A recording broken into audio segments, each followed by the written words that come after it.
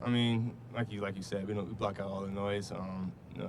Him importantly, he worries about the people in this building, in this facility, that care about him each and every day. See the work that he puts in. He's one of the last guys to leave every day. I see him 10 o'clock. We leave together most times, and I just know all the work that he puts in. So we all have full confidence in him going forward.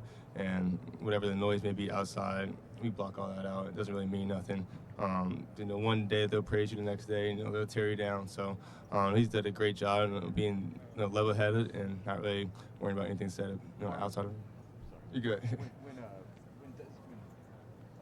Davison transferred in, how did it change the dynamic in the battles that were going on between DBs and receivers? I wouldn't say it changed the dynamic. Definitely added another, league caliber guy to go against in practice, along with Denzel and even Jermaine coming in as a freshman. So I mean, this offseason really got some new talent at corner, and they're doing a phenomenal job. I think that's why we have such a strong defense now. Denzel missed the game. Jermaine stepped in, played huge for us and against Penn State, and Davidson's done a great job all year as well. So it brought a special ability to that defense.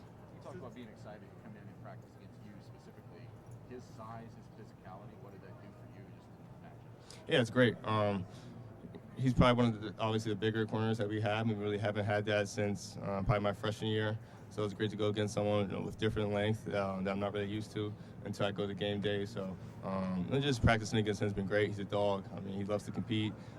He's super excited to go against. He's an extreme competitor. So definitely excited for those matchups. Marvin, can you tell where when you get to the line of scrimmage, where that help is coming from against you? You understand what I'm saying? And in a coverage scheme and stuff like that. What do you look for telltale signs? How do you kind of like try to size things up before the snap? Obviously, you start with your safety.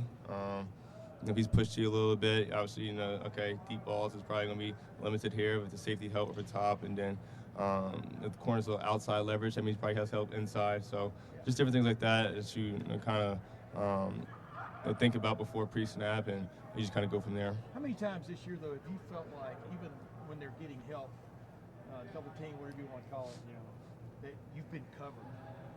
I you think. Understand what I'm asking you? Yeah. You still feel like you're getting open? Go ahead. I think you always think you're open. I feel I have the confidence in myself to make any play, whether it's three people on me. But obviously, there's other guys getting open across the field, and anytime I can maybe bring two with me with a double team. I know someone like Emeka's getting one-on-one coverage, Julian's getting one-on-one coverage, and I think we all have full confidence in them that they're going to win those one-on-one matchups. This week you're playing a defense that one of the better defenses statistically, and if they don't allow a ton of big plays, and you guys like going defenses that have a lot of play longer than 40 yards.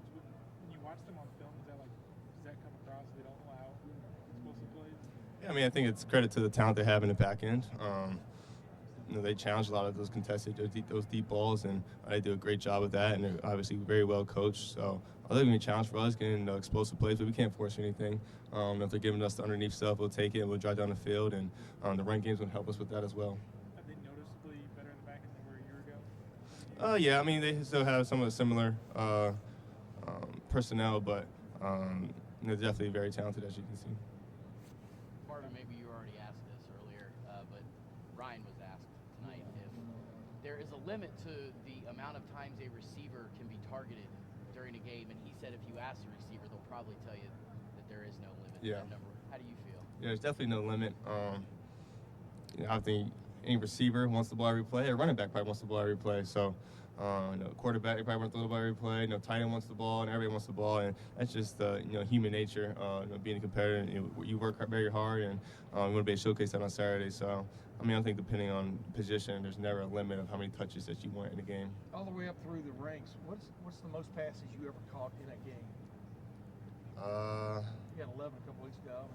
Yeah, 11. But I mean, I'm talking about Pee Wee right on up. I don't know. Pee Wee, you're playing running back for the most part. Yeah. I think now it's totally different. My little brother's playing Pee Wee, and they're just throwing the ball 30, 40 times a game. It's crazy.